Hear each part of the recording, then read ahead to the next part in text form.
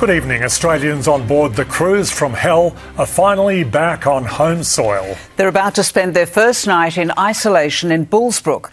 This is the closest we've seen them after an exhausting global repatriation mission.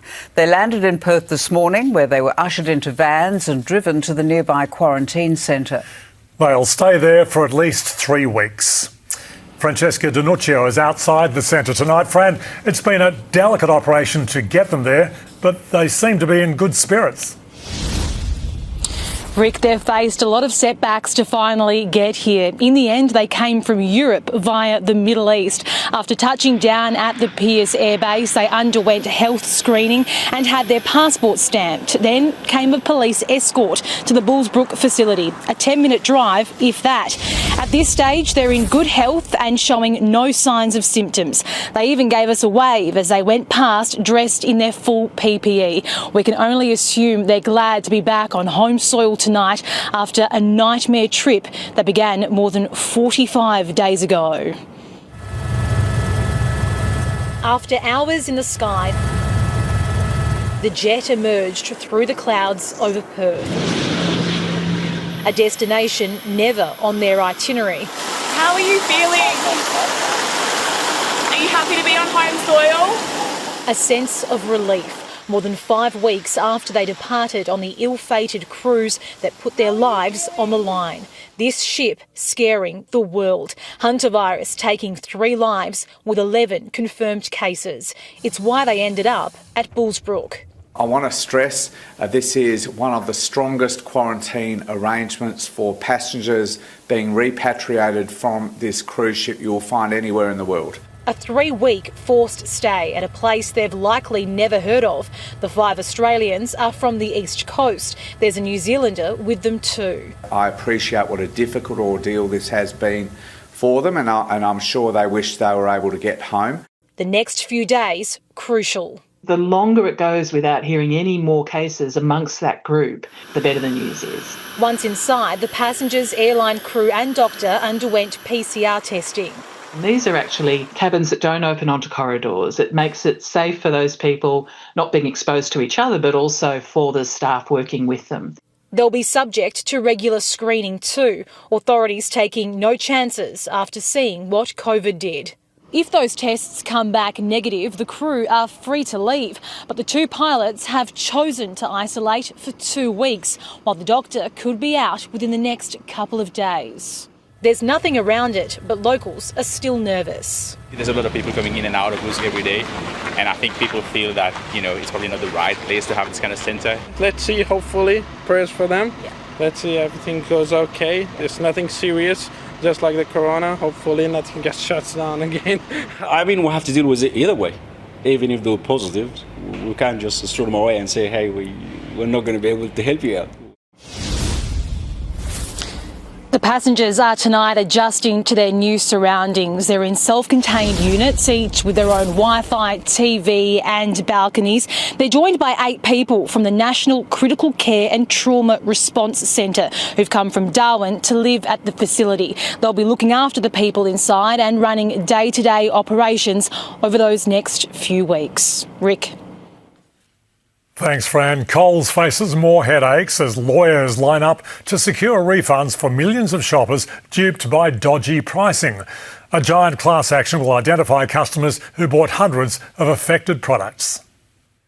The Coles Flybuy card. It's my original Flybuys card. It could be your ticket to a compensation payout off the back of yesterday's down defeat in the federal court. There's down prices all across the store. The ad campaign ruled to be misleading. The landmark win for consumer watchdog ACCC also means a historic win for the class action case. I haven't found one anywhere in the world, certainly not in Australia. Lead lawyers GMP now have the green light to argue for compensation for Coles shoppers who bought down specials in 2022-23. Millions of consumers and tens of thousands, maybe hundreds of thousands of transactions. That adds up to a lot of money. They argue the easiest way for Coles to determine how much customers are owed is to examine their Flybuys shopping history.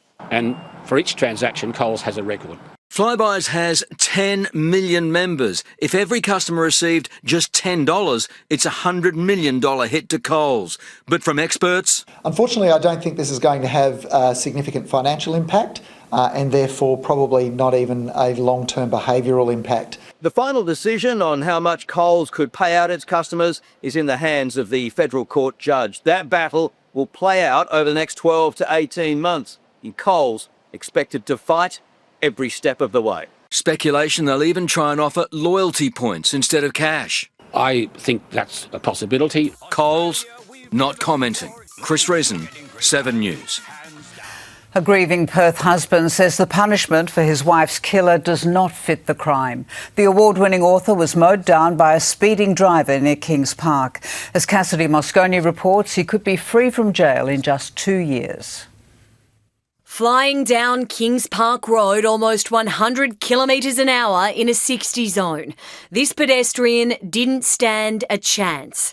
Brenda Walker, a grandmother, award-winning author, UWA professor and sister of Cold Chisel member Don Walker.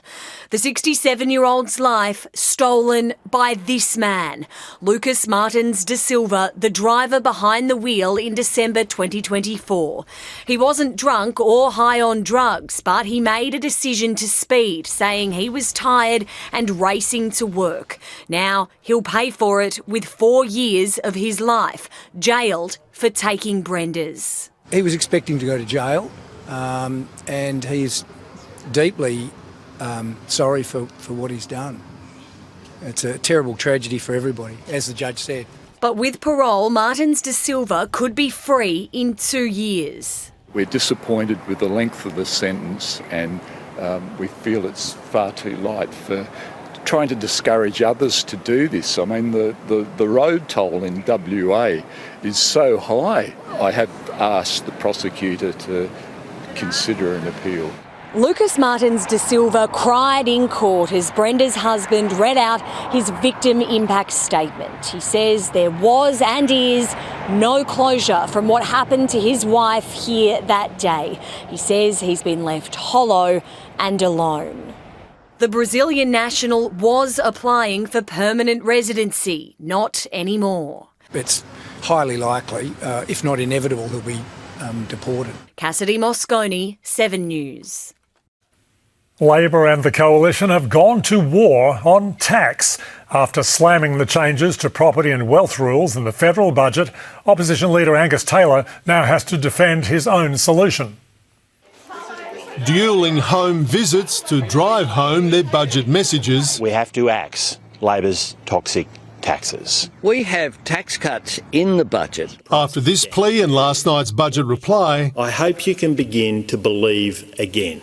Promising to end bracket creep by indexing tax brackets to inflation, cutting taxes by increasing amounts. It'll be $250 in the first year, $500 the year after, $750 the year after that, $1,000 the year after that.